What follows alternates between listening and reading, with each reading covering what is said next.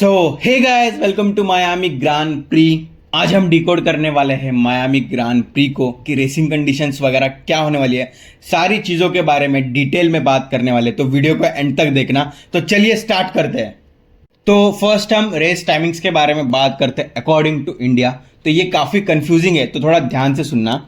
तो जो Miami Grand pre का प्रैक्टिस 1 है वो 1 मई को है, रात को 10 बजे से लेके 11 बजे तक।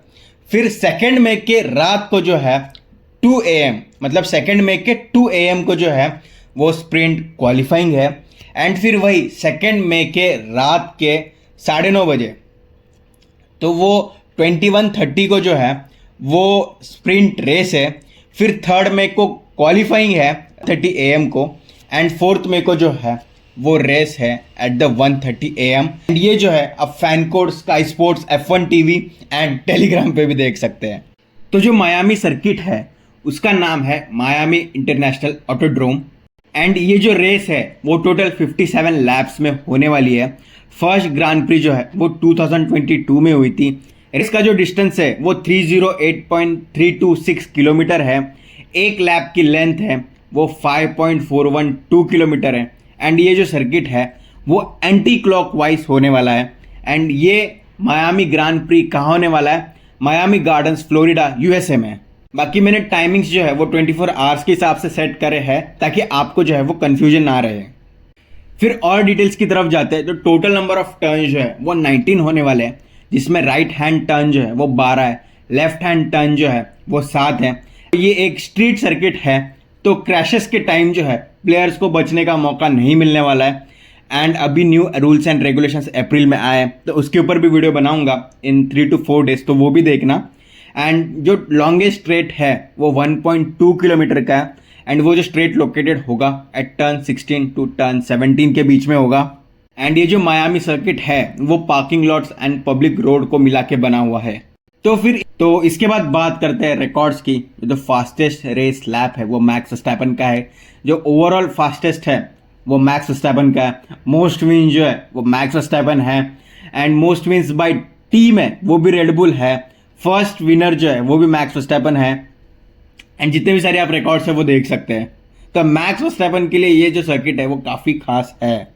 तो बात करते हैं 2025 के क्वालिफाइंग रिजल्ट्स की। तो मैक्स वर्स्टैपेन जो है वो सबसे फास्टेस्ट है, फिर लैंडो नॉरिस, फिर Kimi Antonelli, Oscar Piastri and so on. उसके बाद बात करते हैं लास्ट सीजन के विनर की। तो Oscar Piastri, Lando Norris, George Russell and Max Verstappen ये टॉप 4 थे। एंड उसके बाद जो है आप देख सकते हैं Alexander Albon, Kimi Antonelli, Charles LeClair. तो बात करते हैं टेम्परेचर एट मायामी की। तो जो एक्सपेक्टेड टेम्परेचर है वो 28 से 32 डिग्री सेल्सियस तक होने वाला है। तो जो ट्रैक होगा वो थोड़ा सा हीट होगा, बट इतना भी हीट नहीं होगा। एंड हाँ, ये एक स्ट्रीट सर्किट है, तो याद रखना उतना भी ज़्यादा मतलब रोड्स हीट होके उतने ज़्यादा टायर्स को वो इम्पैक्ट नहीं करने वाले। तो हम सीधा बात करते हैं कौन सा टर्न सबसे ज़्यादा डेंजरस होने वाला है उसकी। तो जो टर्न 1 है उसमें लोग 300 से डायरेक्ट 90 के स्पीड तक आने वाले हैं। तो जो टर्न है वो काफ़ी डेंजर होने वाला है। एंड हैवी ब्रेकिंग जो है वो होने वाली है। उसके बाद मीडियम रहेगा टर्न 4 to 8। फिर टर्न 11 रहेगा, वो भी मीडियम टू हाई के बीच में आएगा। एंड फिर जो टर्न 14 से 15 रहेगा शिकेन, वो वेरी हाई डेंजरस होने वाला है। एंड जो टर्न 17 है वो भी वेरी हाई होने वाला है डेंजर में। तो इस टर्न्स पे कुछ ना कुछ तो इंसिडेंट्स अपने को देखने को मिल सकते हैं। जैसे मैंने कहा था कि जापानीज ग्रांड प्री में टर्न 13 जो है वो काफ़ी डेंजरस होने वाला है। तो आप देख सकते हैं कि ओलिवर बियरमैन का क्रैश हो गया था। तो वैसे ही जो अपने को वेरी सबसे ज़्यादा एक्सीडेंट्स देखने को मिल सकते हैं तो वो टर्न 17 पे ही देखने को मिल सकते हैं। तो मैं ये एक्सपेक्ट कर रहा हूँ कि आपको बेसिक डिफरेंस पता होगा track temperature, tyre temperature and surrounding temperature का। तो जो ट्रैक का टेम्परेचर होने वाला है तो वो 45 से लेकर 55 डिग्री सेल्सियस तक होने वाला है। तो ट्रैक का टेम्परेचर थोड़ा बहुत इम्पैक्ट होने वाला है। एंड जो पीक ट्रैक टेम्परेचर है वो 55 से 60 डिग्री सेल्सियस तक होने वाला है। तो ये जब पीक पहुंचेगा तो टायर को इम्पैक्ट काफ़ी अच्छा करेगा। फिर डिग्रेडेशन जो है वो वेरी हाई होने वाली है, क्योंकि ट्रैक टेम्परेचर जो है वो 55 to 60 डिग्री सेल्सियस तक होने वाला है। एंड जो सराउंडिंग टेम्परेचर है वो भी 32 डिग्री तक जा सकता है। तो जो कूलिंग को, जो ट्रैक को कूलिंग है वो भी नहीं मिलने वाली। एंड फिर जो मोस्ट अफेक्टेड टायर है वो पीछे के टायर भी होने वाले हैं। फिर जो साइड मोस्ट अफेक्टेड है वो लेफ्ट साइड होगी क्योंकि बहुत सारे राइट टर्न्स है। फिर ओवर हीटिंग के चांसेस भी है क्योंकि ऑब्वियसली बात है ठंडा होने को है ही नहीं। फिर कूलिंग एफिशिएंसी लो होने वाली है। अंडरकट पावर वेरी स्ट्रांग होने वाला है। तो आप ये नेक्स्ट चार्ट देख सकते हैं कि कौन से टर्न पे जो कार है उसके कौन से टायर को सबसे ज़्यादा स्ट्रेस आने वाला है। तो उससे हमें पता चलेगा कि अगर ड्राइवर का उस साइड थोड़ा वीक है तो उसके इस जो ट्रैक है उस ट्रैक के टर्न के इस पॉइंट पे जो है वो एक्सीडेंट होने के चांसेस है। तो अगर किसी का लेफ्ट टायर कमज़ोर है तो टर्न 4 से टर्न 8 के बीच में जो है उसको एक्सीडेंट होने के चांसेस है। फिर अगर किसी का फ्रंट राइट जो है वो मतलब थोड़ा वीक है तो टर्न 11 में हमें एक्सीडेंट देखने के चांसेस मिल सकते हैं। तो ये बस एक प्रोबेबिलिटी है। तो आप ऐसे सारे टर्न्स का देख सकते हैं, मैंने एक टेबल लेके आया हूँ। तो उसके बाद बात करते हैं टायर कंपाउंड्स की। तो जो 2025 है वहाँ पे C3, C4 एंड C5 सबसे सॉफ्ट, मतलब C3 सबसे हार्ड, C5 मतलब सॉफ्ट। तो ये स्ट्रेट सर्किट है तो सॉफ्ट टायर से यूज़ करने वाले हैं। तो एक्सपेक्टेड या फिर जो मतलब कंफर्म्ड है वो पिछले साल के जैसे ही होने वाला है, C3, C4, C5। तो सबसे सॉफ्टेस्ट टायर कंपाउंड जो है वो यूज़ होने वाले हैं इस सर्किट में। क्यों, एक और चीज़ बता देता हूँ फॉर द इंफॉर्मेशन, ये जो हम टायर डिग्रेडेशन की बात करते हैं ये according to the tyre compound की हम बात करते हैं। बट अगर हम C1 कंपाउंड का टायर यूज़ करें तो वो इतना डिग्रेड जल्दी नहीं होगा जितना ये C5 होगा। तो टायर डिग्रेडेशन जो है जब हम बात करते हैं तो टायर के कंपाउंड को मतलब हम मद्देनज़र रखते हुए बात करते हैं। मतलब ये पता होना चाहिए बट मैंने सोचा कि चलो बता देता हूँ। फिर हम बात करते हैं पिट स्ट्रैटेजी की। कोई मीडियम से स्टार्ट करके हार्ड तक जा सकता है, हार्ड से स्टार्ट करके मीडियम में जा सकता है, या कोई मीडियम से स्टार्ट करके फिर हार्ड फिर मीडियम, ये देखने वाली बात है। एंड कोई सॉफ्ट से स्टार्ट करके फिर मीडियम फिर हार्ड, ये भी देखने वाली बात है। अगर वर्चुअल सेफ्टी कार आती है तो कौन से टाइम पे आती है वो बहुत इंपॉर्टेंट है। एंड वो भी हम डिकोड करेंगे कि इस मोमेंट पे इन्होंने सही किया है कि नहीं। आफ्टर द रेस वो हमारा डिकोड होता है। तो अगर वो सब आपको देखना पसंद है तो आप चैनल को सब्सक्राइब करके जाना। फिर 2025 में जो है वो कौन सी टीम ने कौन सी स्ट्रैटेजी यूज़ करी थी मैं यहाँ पे लेके आया हूँ। तो मैक्लेरन जो है उसने मीडियम से स्टार्ट करके हार्ड पे गया था। फिर मर्सिडीज भी सेम, फिर मोस्टली सब लोग सेम स्ट्रैटेजी यूज़ करते हैं। एक हार्ड टीम जो है जैसे आप किक सॉबर देख सकते हैं, उसने हार्ड से स्टार्ट करके फिर मीडियम में गया था। एंड फिर जो रेसिंग बुल्स है उसने मीडियम मीडियम एंड फिर हार्ड, मतलब 2 पिट स्टॉप लिए थे। बाकी सब ने देख सकते हैं आप एक एक पिट स्टॉप लिया है। तो 2026 में क्या स्ट्रेटेजी होने वाली है वो भी देखने वाली है। एंड वो हमको रेस डे के दिन ही देखने मिलेगी या फिर स्प्रिंट रेस होगा उसके दिन भी देखने मिल सकती है। बट हाँ, स्प्रिंट रेस में तो पिट स्टॉप होता ही नहीं, तो हाँ चलो नहीं, सिर्फ डायरेक्टली रेस के डे के दिन ही देखने को मिल सकती है। तो फिर टायर कंडीशंस क्या होने वाली है। तो जो ऊपर मैंने बताया था वो effect of temperature on tyres था। बट इसमें जो प्रॉपर सिर्फ टायर की कंडीशंस क्या होने वाली है तो वो मैं बताने वाला हूँ। तो जो एब्रेशन है वो थोड़ा लो होने वाला है, बट ओवर हीटिंग रिस्क जो है वो हो सकती है। फिर ब्लिस्टरिंग की रिस्क भी है, वो भी हाई है, बट ग्रेनिंग की रिस्क जो है वो कम है। तो यही सब होने वाला है, मोस्टली यही सब होता है। फिर ओवरऑल रेस में जो है वो फ्रंट लेफ्ट को जो है जो टायर का स्ट्रेस है वो बहुत ज़्यादा हाई होने वाला है। फिर रियर लेफ्ट, क्यों? बिकॉज मैंने एज आपको बताया कि ये जो सर्किट है वो एंटी क्लॉकवाइज है and number of right turns ज़्यादा है। तो वो क्यों लेफ्ट फ्रंट को, मतलब फ्रंट लेफ्ट को क्यों इम्पैक्ट ज़्यादा आता है, तो वो मेरी आप प्लेलिस्ट में जाके देखना, मैंने बहुत कुछ उसको डिटेल में बताया, तो वो आप जाके देख लेना। एंड ऐसे ही फिर जो है वो फ्रंट राइट एंड फिर रियर राइट। तो अगर किसकी गाड़ी को रियर में प्रॉब्लम्स आ रही है तो उसको इस रेस में इतनी दिक्कत नहीं आने वाली है। स्पेशली फ्रंट राइट में अगर दिक्कत है तो नहीं आने वाली।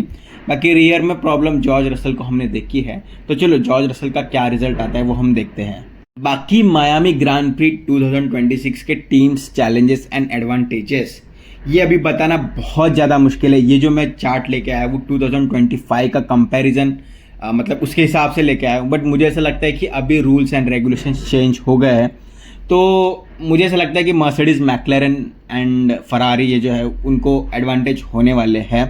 बाकी अगर रेडबुल ने इस महीने में गाड़ी अपनी ठीक करी है तो let's see Red Bull and racing bull ने।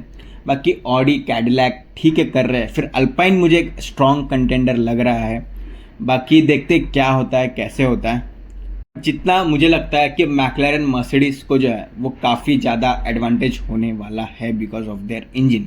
आप न्यूज़ में भी देखते आ रहे होगे कि मैक्लेरन ने जो है वो अच्छा काम किया है, फरारी भी कर रही है, बट मुझे लगता है कि मैक्लेरन मायामी में फरारी से थोड़ी तेज़ होने वाली है।